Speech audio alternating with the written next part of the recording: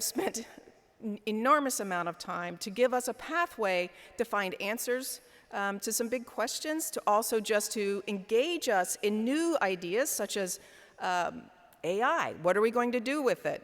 Teacher education, what's the pathway forward with it? So I encourage you to sit back, take all of this in.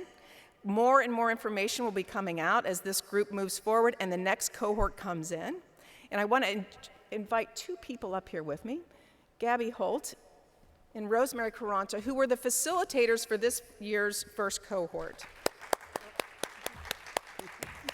So I step aside, enjoy, and be ready to ask questions.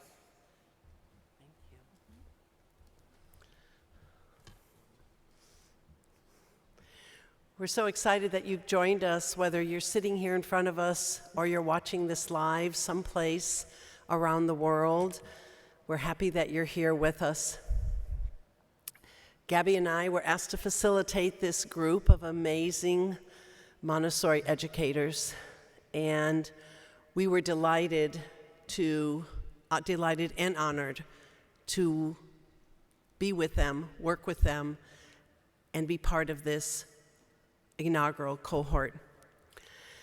We're up here, Gabby and I, to introduce Eric Rodriguez. So if we can. I'm going to make him stand here while I talk about him for a minute. Eric was our thought partner for this inaugural think tank.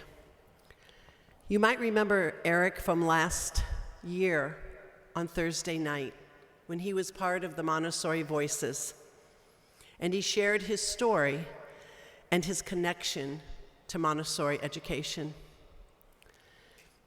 Like many of us, like many of you, he came to this beautiful way to educate children because of his beautiful children. You can also read his bio in the program. But I'm here to share some of our experiences we've had this year working with Eric. Being the first year of Think Tank, we weren't quite sure what we needed. What we didn't know was how much we needed Eric Rodriguez to help stimulate discussions, which led to provocative questioning and rethinking our projects as we began the work of not only what does Montessori do really well, but what could we be doing better? What are we missing? Every step of the way, Eric was engaged, committed to every single project from day one and onward. He challenged us to dig deeper. He shared resources and helped us imagine what was unimaginable. Gabby and I want to thank Eric, and I know Cohort 1 wants to thank Eric. We are so grateful for you and your invaluable contributions. His signature is indelibly written on all of each think tank's work product. His dedication to Think Tank was invaluable, and how blessed we were for his guidance, and how blessed Cohort 2 is for his continued work with Cohort 2. Please welcome Eric Rodriguez. Oh, thank you so much. Thank you, Rosemary. So I did not know that was going to happen, but thank you. Rosemary and Gabby and the entire team, greatly appreciate the opportunity to be with all of y'all today. But as we gather today in the morning to have this conversation on really what promises to be what the future of Montessori community could look like, I'm reminded by a profound observation of one of my friends, Sterling Hawkins, who said one day, he's like, the slowest pace of change you will ever feel in your life is actually today. And that statement especially resonates in the work that we get to do in education, because the pace of change is not just a challenge, but it's an opportunity. And frankly, I think the think tank has showed that it's a call to action as well. But let that thought just linger just for a little bit, and I'll take you back to a pivotal moment in history. This is a story actually we shared in our think tank as well. The day was actually September 26, 1983. Imagine the world teetering at the brink of a nuclear war, a scenario where the fate of humanity hinged on a decision of one individual, Stanislav Petrov, a lieutenant colonel of the Soviet Union's air defense forces.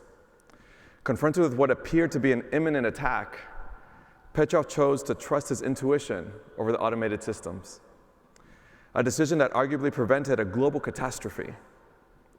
This moment underscores the irreplaceable value of human judgment, intuition, and the moral courage to make decisions that prioritize humanity's well-being.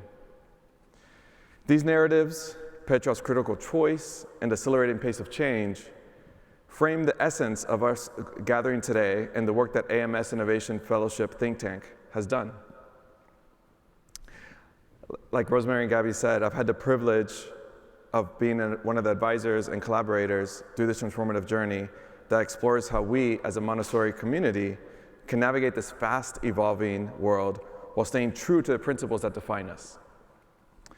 In the era of rapid digital transformation, where the essence of human connection can sometimes feel like it's slipping away, grounding ourselves in the practices that nurture our authentic humanity is more crucial than ever. This realization became personal for me as I witnessed the transformative impact of the Montessori education on my children, which is the story I shared last year. It highlighted that seemingly a low-tech environment, there's profound preparation for life that transcends the digital, grounding our next generation in authenticity and resilience. This observation led me to doing this work with the AMS Innovation Fellowship think tank. It was a year-long exploration into how we could evolve while maintaining the integrity of Montessori pedagogy. Our mission was clear but challenging: to merge research-based concepts with creative, innovative practices, ensuring Montessori education not only survives, but thrives in a rapidly changing world. Throughout this journey, we've discovered that innovation isn't just about creating something new. It's about evolving, ensuring that our cherished principles remain relevant and effective. The Montessori methodology, with its century-long legacy, is a testament to the power of adaptability and relevance, flourishing by continually serving the changing needs of our learners all around the world. As we look forward to launching our second cohort, I'm inspired by the passion and dedication that each one of our educators and leaders who have joined us on this journey. Your commitment to evolving while preserving the essence of Montessori education has been truly inspiring. This journey is not just the beginning. The real work begins actually when we take these insights back to our communities, back to our schools, and we start engaging with our teachers and with our learners. In closing, I invite all of you to continue to join us on this conversation of innovation within the Montessori context. Let's continue to learn from each other, share our experiences, and grow together. The AMS Innovation Fellowship think tank is more than just a program. It's actually a movement towards ensuring that Montessori education remains a beacon of hope, inspiration, and innovation for generations to come. Thank you all for being here today and for your openness to have this conversation around innovation and for your dedication to the Montessori community. Together, we can envision and create a future where education continuously adapts, innovates, and thrives with the human experience at its core. With that said, I'm excited to start this conversation. We have 4 wonderful teams that are going to share their insights with all of you today, and we'll have an opportunity to engage in a conversation afterwards as well. To get us started, we have our technology team that navigated some really interesting concepts of what technology means inside of the classroom and also how we're preparing our students for outside of the classroom. For that, we have Kate Barton joining us tonight. Kate, come on up. Thank you. Thank you. Right, okay. So, we were the technology team, and we were looking at Montessori, technology, and AI.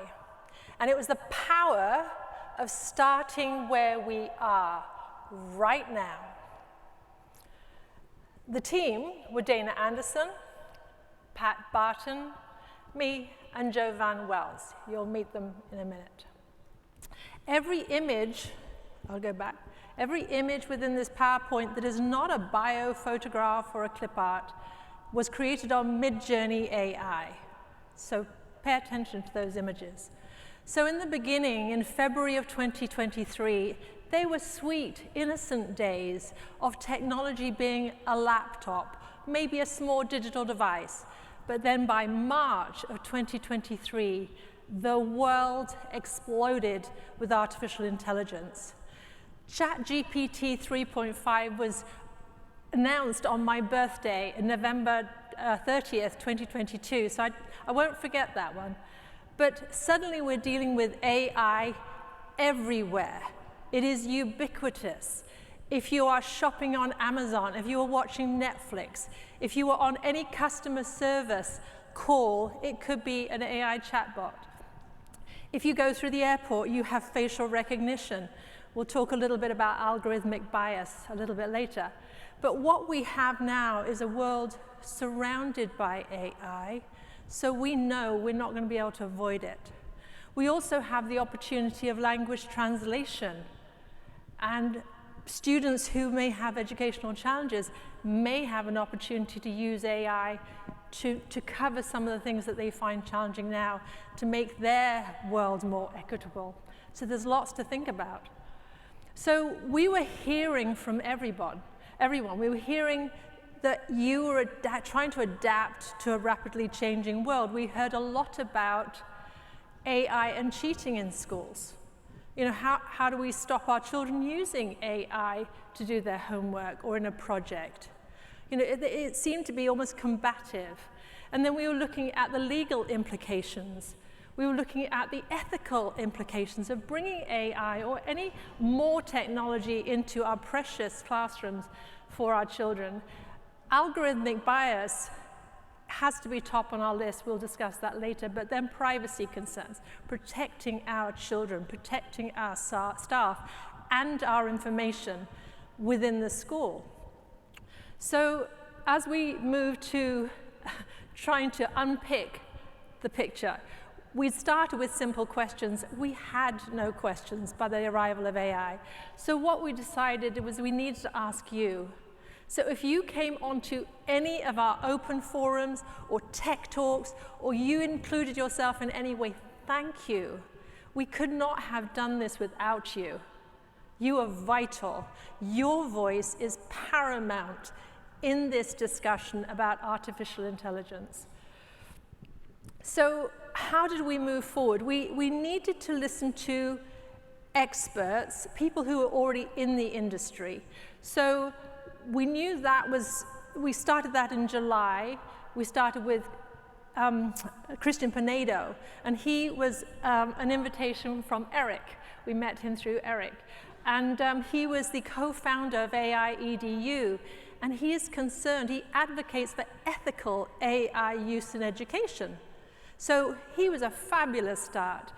I'm going to point you back to the Montessori Life. We were working on articles. First of all, the tech group created an article called Advancing Together. Remember, you are all important. We need to work together on this. So Advancing Together was a general sort of summary of where we were.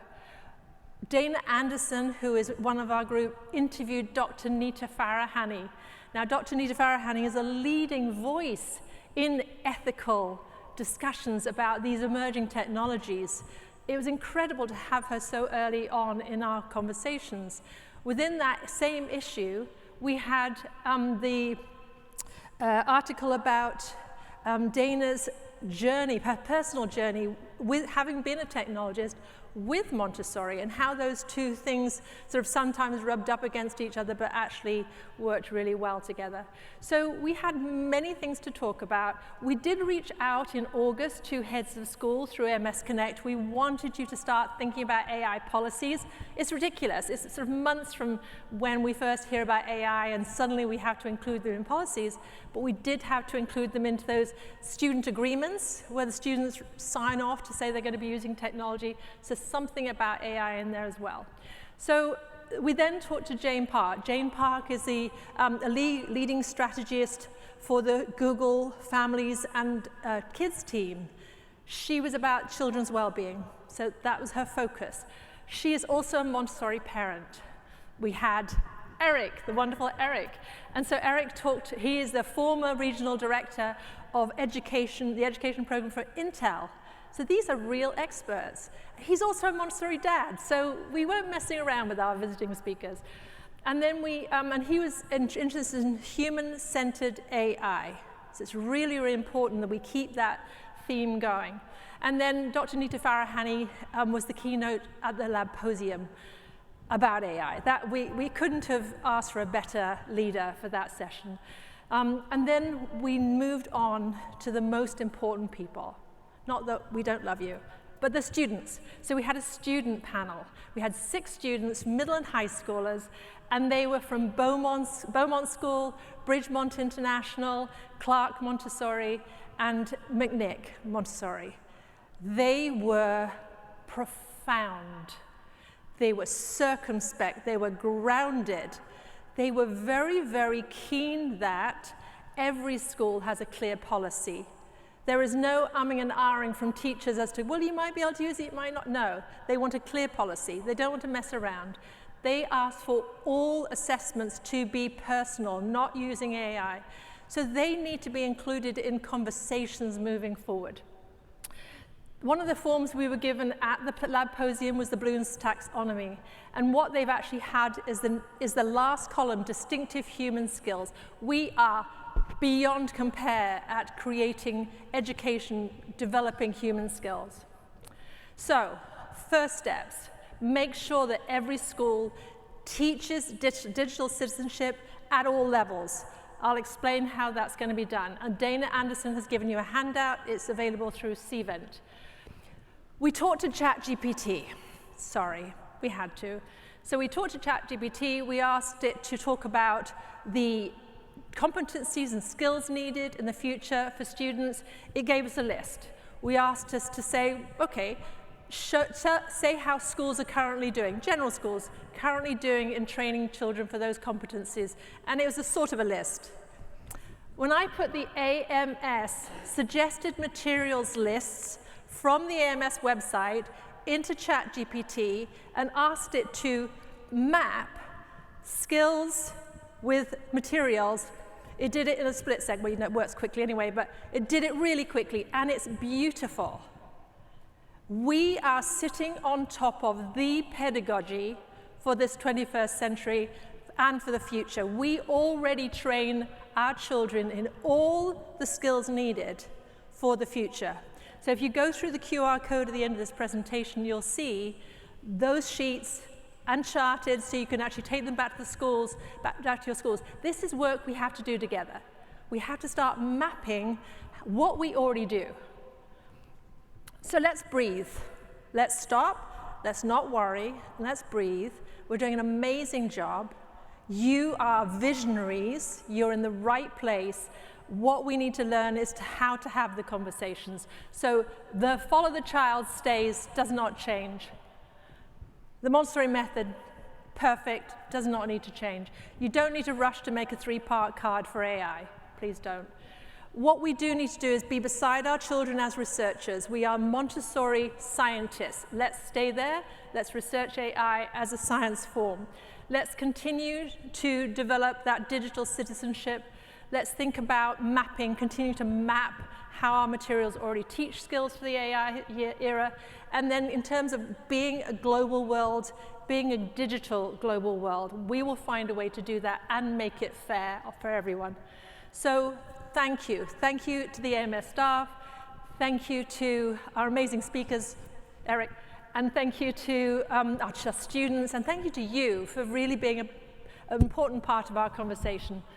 Thank you. And our emails, they're available for you. Oh, I'm going to put it back.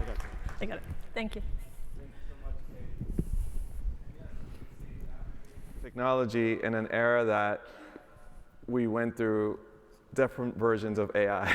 It's fascinating. I can't wait to see what the next cohort comes up with as well and builds on this. Next, too, we want to talk about what does rethinking teacher education look like? And for that, we have Lisa Ann Pinciotti joining us today. Let's welcome Lisa Ann.